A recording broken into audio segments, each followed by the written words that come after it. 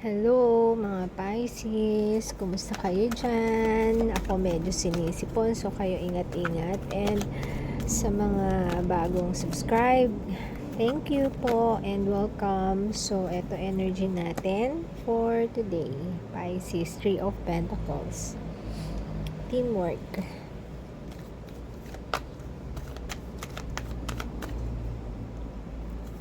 Energy natin, Two of Pentacles. So, merong someone na hindi nagseseryoso or merong kailangan niyang mamili pero hindi niya pa na gagawa. Nadidelay. Ayan. King of Swords. King of Swords, logical na tao.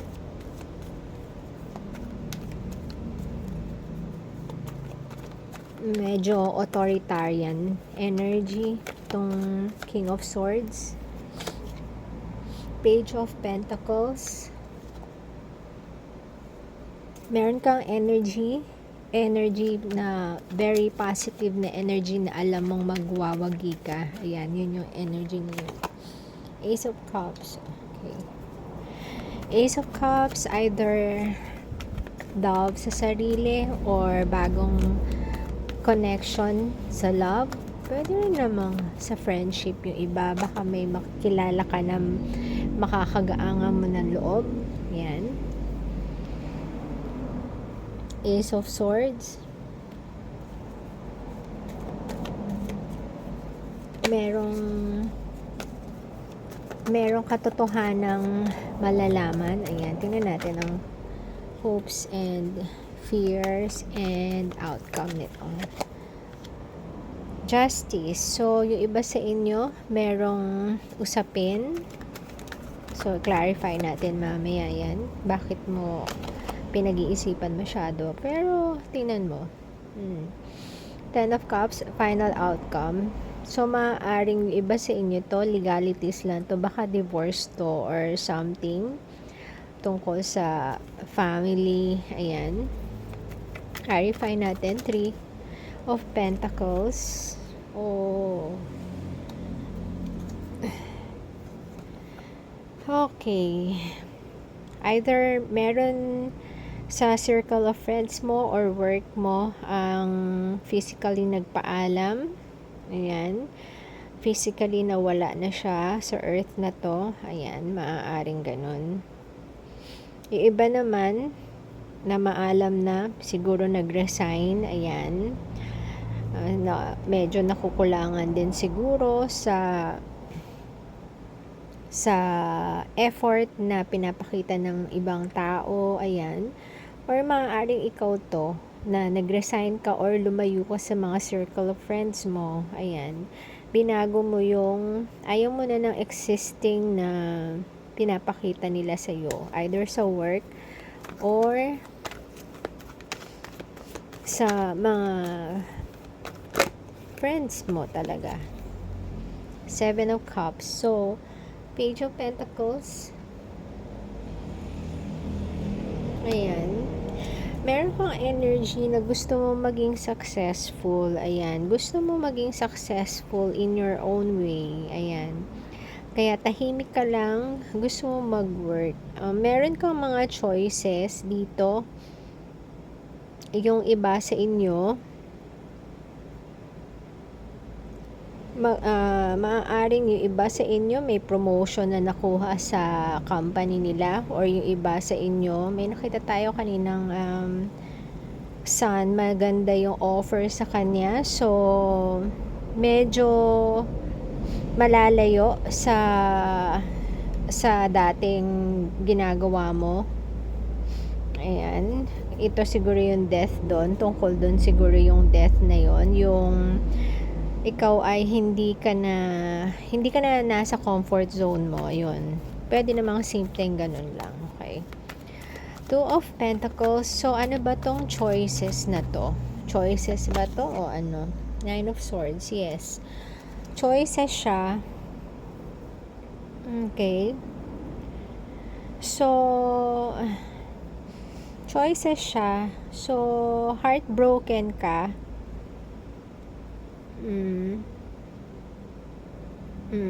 Okay.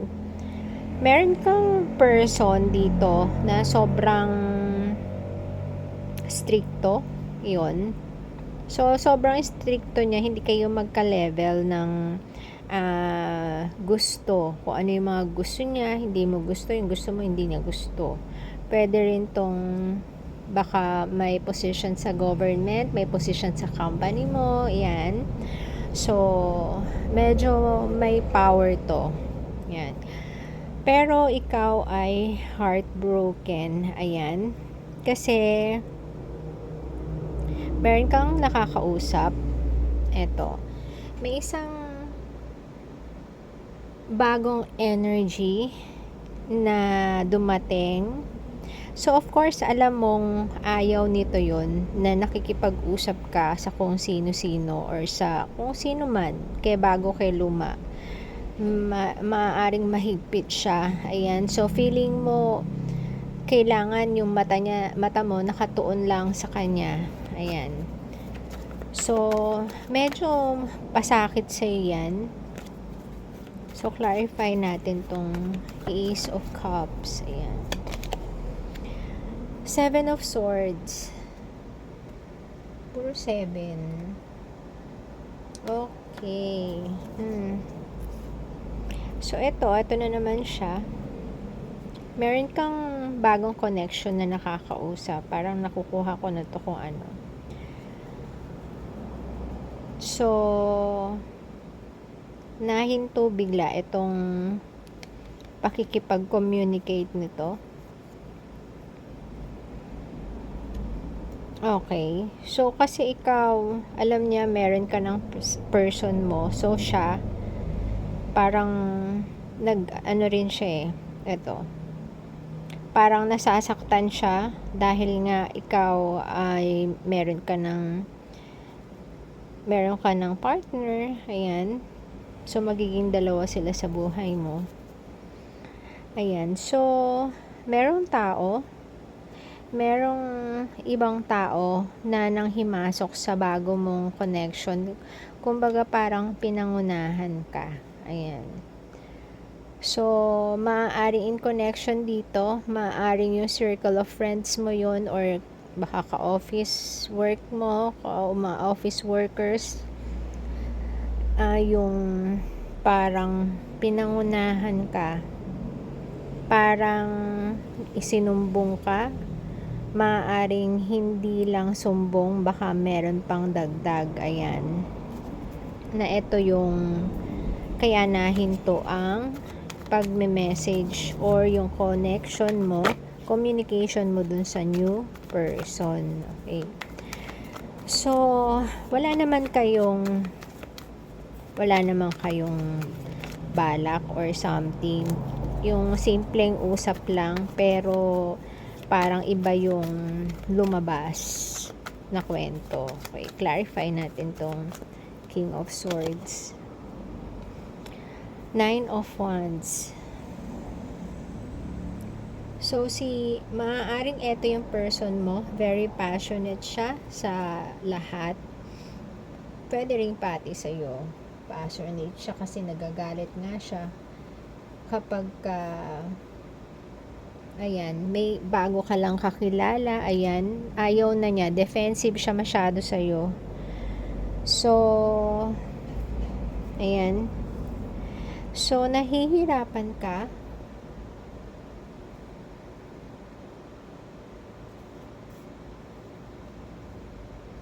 Ayan, parang feeling mo wala ka nang kakampi, solo ka na kasi parang hindi ka na makakilos. Ayan. Four of Cups, eto, parang pinagdadamutan kang masyado, yung hinihigpitan ka ba, ayan, gusto niya sa kanya ka lang, parang ganon, very possessive siya sa iyo, pagdating sa iyo. Ayan, lahat ng hinihingi mo, yes, binibigay niya. Ayan. And ikaw din, siya matulungin ka ring tao. Ayan. Pero yung intuition mo, yung intuition mo, may nasa-sense ka na parang gusto mong ibahin ang path mo. Parang nasasakal ka kasi sa connection na to. Ayan. Gusto mong makipag-usap pero sinasarili mo na lang. Ayan. So, clarify natin itong Ace of Swords. Ayan. So, yung clarity na gusto mo, hindi mo makuha kasi sinasarili mo siya. Okay.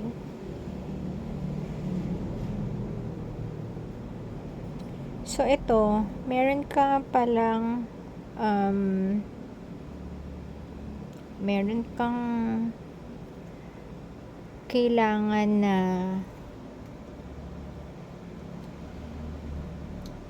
parang i-review yung connection mo. Ayan. Merong someone from the past ka na yun ang may hawak ng puso mo. Ayan. Pero hindi nag-work. Ayan. Hindi nag-work. And then nagkaroon siya ng iba. Okay. So, dala-dala mo yun. Dala-dala mo yun. So, maaaring eto yun. Justice. Eto yung hopes and fears mo eh. 7 of Wands. Ayan, binablock. So, may kinakatakutan ka na mangyari. I'm not sure kung ano ba tong may legalities na dapat kayong isettle. Ayan. Pero, parang ayaw mo siyang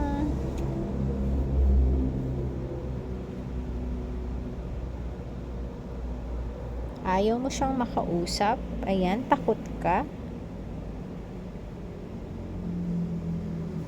Binablock mo, nire-reject mo itong okay. So, yung ongoing na parang legal matters, nire-reevaluate mo. Ayan. So, mukhang binablock mo. Ano to? Parang ayaw mo nang ituloy. Ayan. Maaaring yung iba sa inyo ayaw nang ituloy. Nagbago ang isip. Ayan. 7 of Pentacles, 4 of Swords. Healing ka sa connection na to eh. Maaaring ito yun yung nakita natin kanina. Na etong past mo na to, napakataas ng energy. Very passionate to. As in fire. Ayan. So, 7 of Pentacles. Pero, ayun nga ang ginawa sa'yo, okay? Hinang ka. Parang bigla ka na lang iniwan sa ere. Ayan. So, clarify natin tong 10 of Cups. 8 of Swords. Okay. Tower. 6 of Pentacles. The Wheel. Okay. So, yung outcome nitong connection na to, yung iba sa inyo, okay? Iikot yung life cycle. So, kung hindi maganda yung current mo, itong current na situation mo, iikot siya, so gaganda. Yung wini-wish mo, yun ang mangyayari. Magkakaroon ka ng opportunity. Ayan. So, etong pagbe-breadcrumb netong person mo, biglang may mangyayari. So, mababago. So, sino ba ang person mo talaga na nasa isip mo? Pero, kasi medyo na ko-confuse ako. Yan.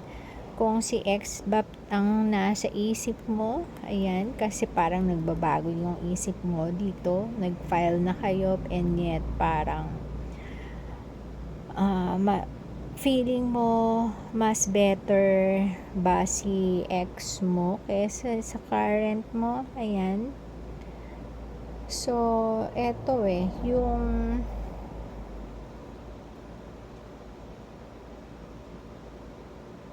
yung dati mong ito yung family, yung maaring ito yung ex mo na husband. So, dito ka na stuck. So, bakit ka may stuck ulit? Kasi ang magiging outcome nito, parang feeling stuck ka. Ayan. Feeling stuck ka ba sa current mo or sa past mo? Ayan, medyo confusing. So, tingnan natin final messages.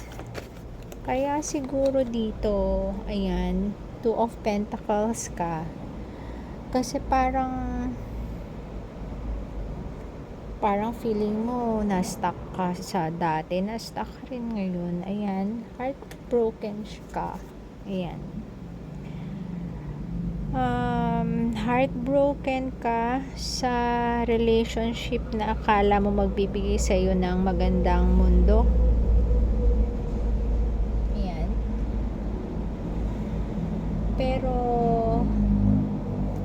pasakit naman pala ang bigay, ang dala. Ayan. So, tungkol ba to sa past mo o yung sa present mo na? So, ikaw na lang mag-judge. Okay? Kasi medyo confusing talaga to. Ayan. Page of Swords. May new connection talaga.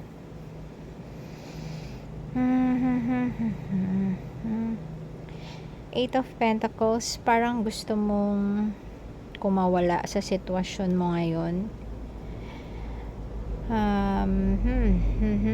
Kumawala sa sitwasyon mo ngayon. Parang parang gusto mong mag-solo muna for a while and alamin kung alin ba talaga yung nakaka-ignite ng passion mo. Kasi parang sa ngayon, parang stuck ka, parang pareho din yung situation mo ngayon and yung past, so naguguluhan ka. Ayan. Queen of Swords, gusto mo munang lumayo. Yes, ayaw mo muna ng commitments. Ayan.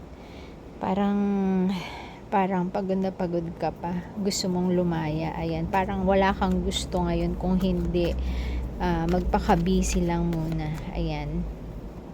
And kumausap nitong may bagong communication pero no commitments. Ayan. Six of Pentacles, ayaw mo na nang binibreadcrumb ka. Ace of Pentacles, yes, tatalikod ka muna sa kung ano mang relationship yan, opportunities, kung ano ba yan, kahit pa bigyan ka siguro ng pera para magpakasal or maging karelasyon, ayaw mo. Ayan. Ten of Swords, gusto mo munang ipahinga yung isip mo. Feeling mo talagang lahat na lang ng problema pinagdaanan mo sa mga past relationships mo. Ayan. Yes, nakaabang ka sa mga bagong connections na darating. Pati sa mga new partnership. Yes, gusto mo rin ng stability, pero ngayon gusto mo muna parang kilalanin mabuti yung sarili mo. Ayan, ano ba talaga ang gusto mo? Ayan, ano ba talaga ang gusto mo? Parang hindi ka masaya kapag nasa relationship ka. Ayan, so parang ayaw mo muna. Ayan, gusto mo munang magsolo. Yun ang tingin ko dito sa relationship na ito or connection na ito. So, ayun, sana nakatulong etong reading and hanggang sa susunod. Of course, hindi sa lahat magre-resonate. So,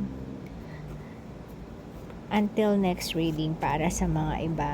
Okay? And if ever nagustuhan, a simple like. Thank you. As always, God bless.